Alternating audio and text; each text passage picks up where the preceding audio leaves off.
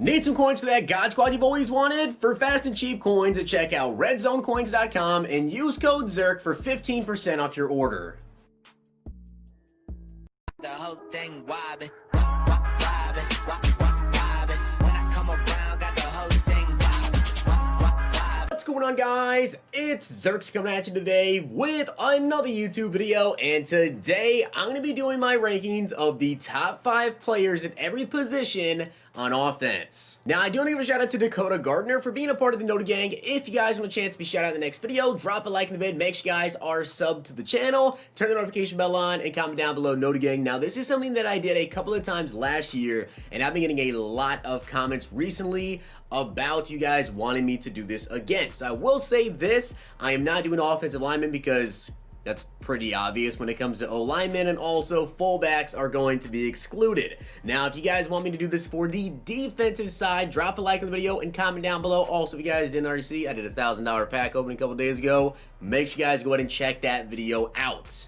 But I'm going to be going over my top 5 quarterbacks, my top 5 running backs, wide receivers, and also tight ends. Now, I will say one more thing, by the way, is I'm not going to be basing this off of like Team Diamond players that you can power up, and I'm kind of more specifically talking about Mark Clayton with this one because Mark Clayton is a really, really good wide receiver, but I'm not going to add any sort of Team Diamonds that aren't already like just their base stats good.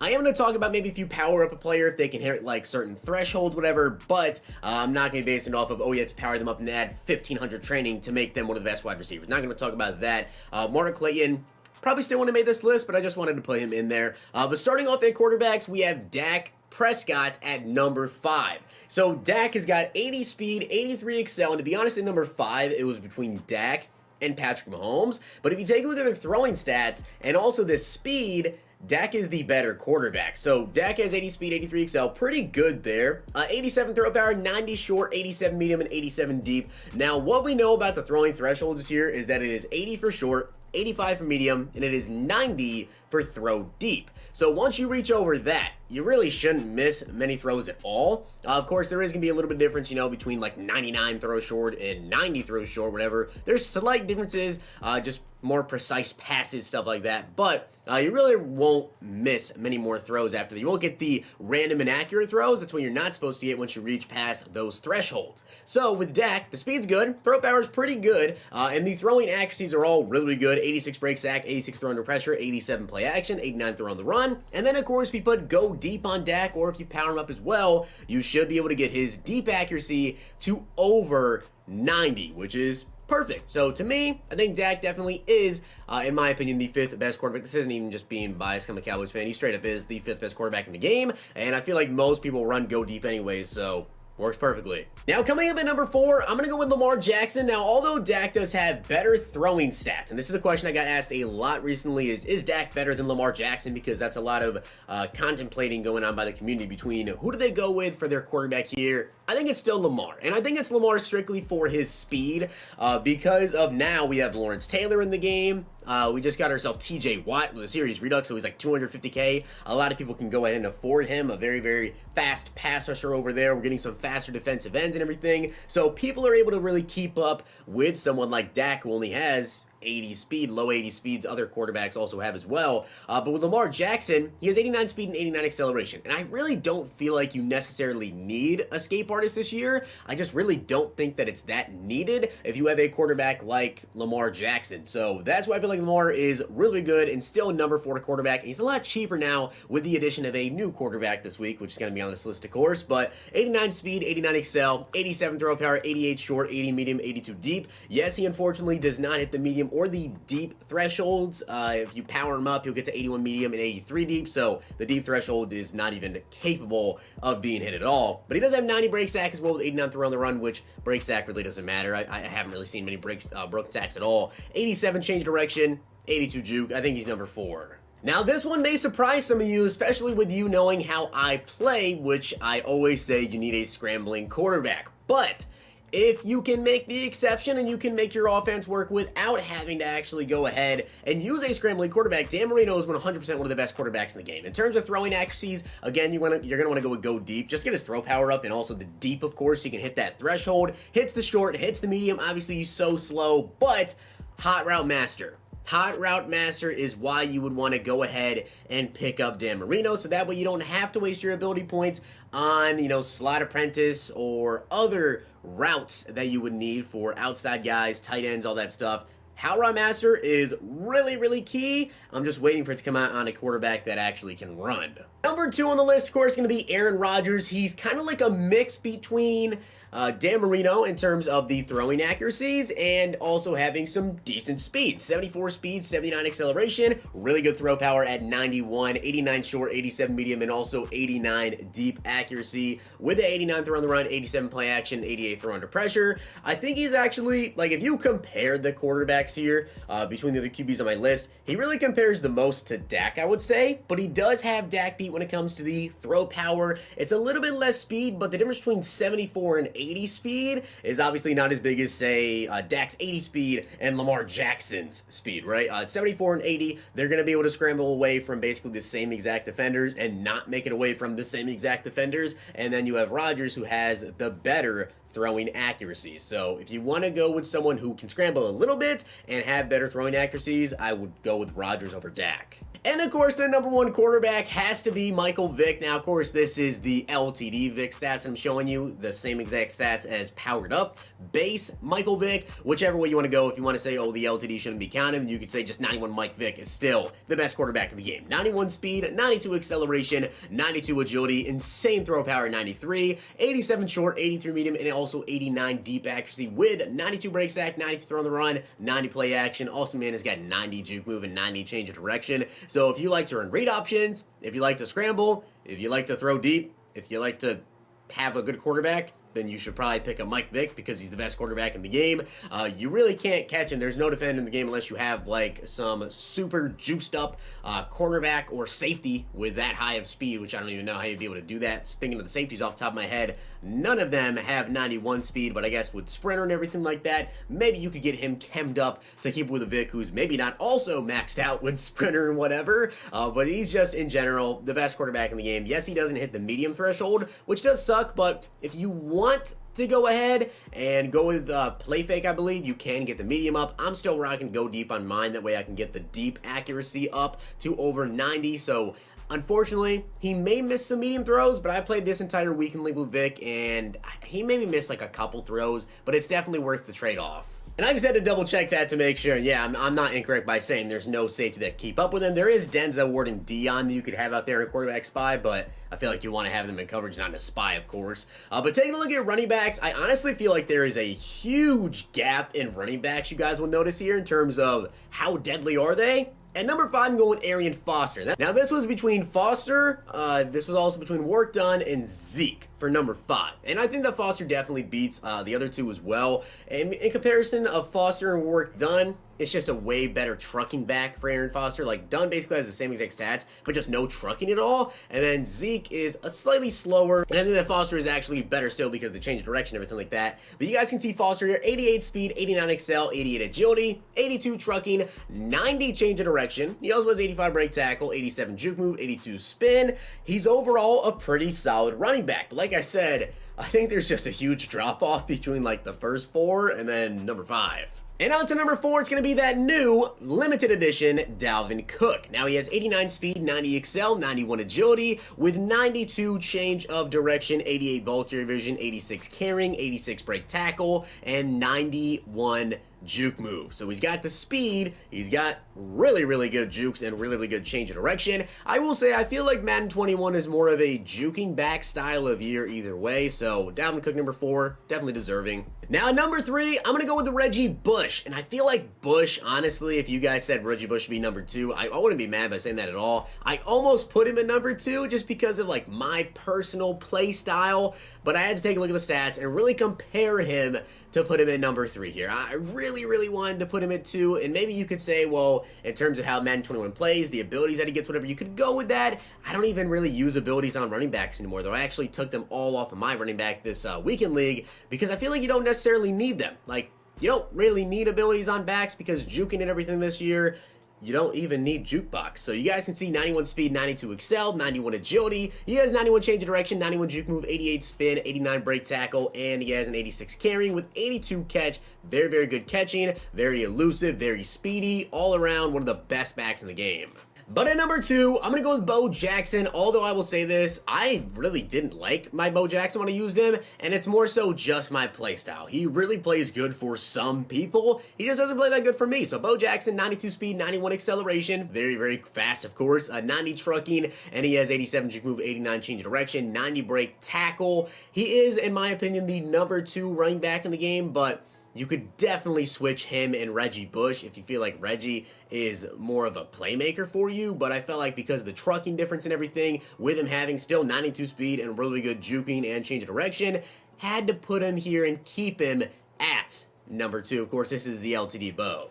And to me, Barry Sanders is by far and away the best running back in the game. Bush is probably like Barry Jr., you could say, but Barry Sanders, 91 speed, 94 acceleration, 92 spin, juke, and break tackle with that 88 carrying. He also has 74 catching, and Barry is just out of this world. I think there's a big gap between, like, Barry and even Bo. Like, a lot of people say they love Bo, but Barry, for me, is super glitchy, and every time I face Barry, I just know I'm going to have a heck of a day. And although I'm not a huge fan of this card, I do think that he is the 5th best wide receiver currently in the game. Marvin Harrison, 90 speed, 91 acceleration. He also has 87 catching, but the catch traffic is 85 spectacular catch, 87 short, 88 medium, and 87 deep route running. So if you want to get him for the slot, if you can't afford some of the more expensive wide receivers in the game, then Harrison's probably pretty decent there. 87 change of direction, 87 juke move. Although I think he's the 5th best wide receiver in the game, I'm not a big fan of this card still, but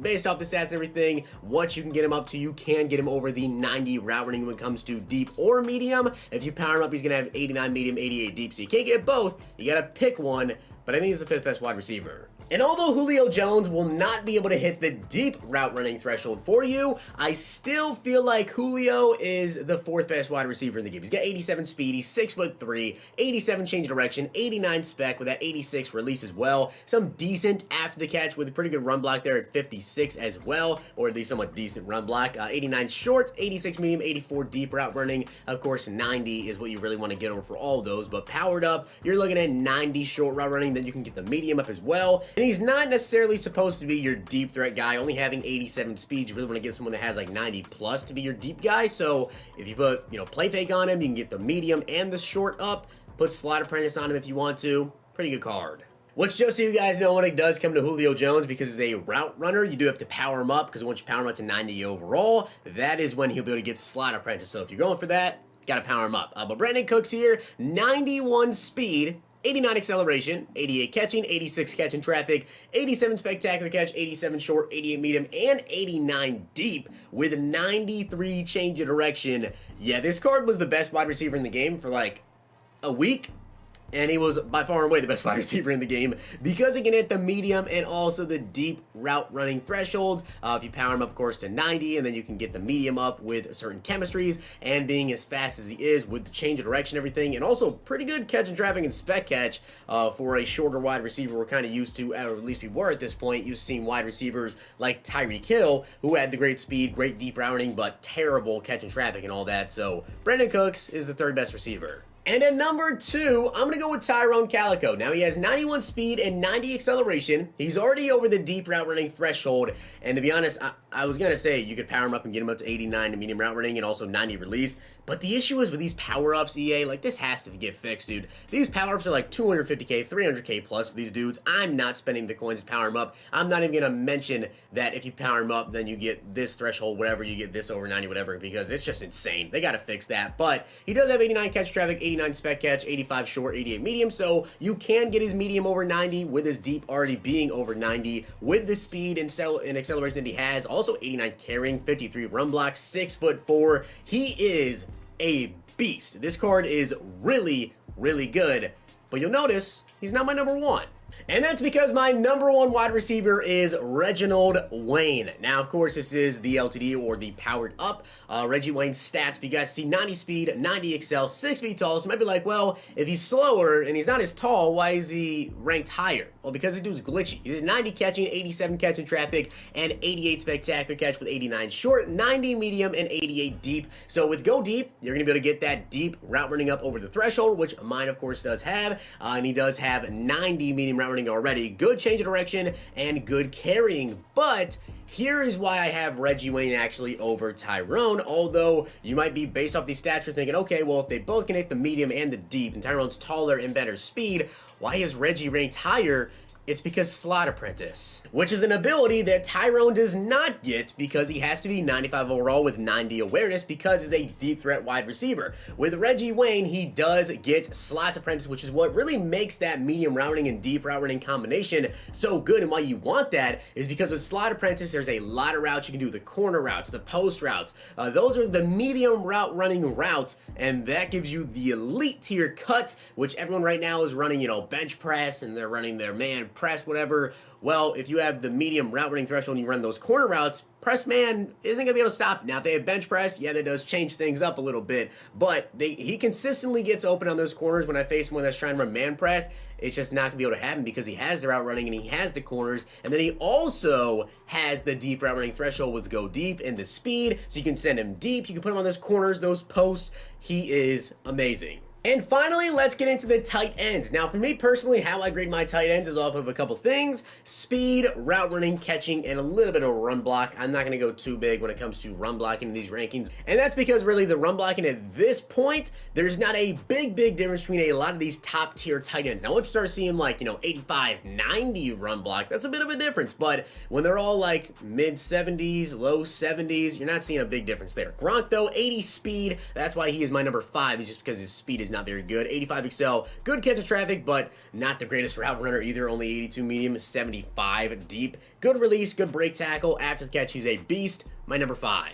Now at number 4 is going to be Mark Andrews. He is a lot faster than Gronk, of course, with 85 speed, 71 run blocking, 89 excel, 89 catching, good catch traffic, 87, good routing as well with 88, 88, and 84. Now a big thing people want is tight end apprentice, so that way they can get, of course, if you have 90 medium routing, you'll be able to get those good routes, the elite tier threshold routes, kind of like Reggie Wayne that I was talking about. But with Mark Andrews, he does get tight end apprentice, also has 88 release. Now his routing is not over 90, so you're going to have to get that up over 90 if you want it to really take advantage of tight end apprentice, but still, really good card. And number 3, I'm going to go with Tony Gonzalez. He has 71 run block. He also has 84 speed. Keep in mind, this is the LTD / the powered up stats here. 91 catch traffic, 89 spec catch, 91 short route running, so that's good to have that threshold.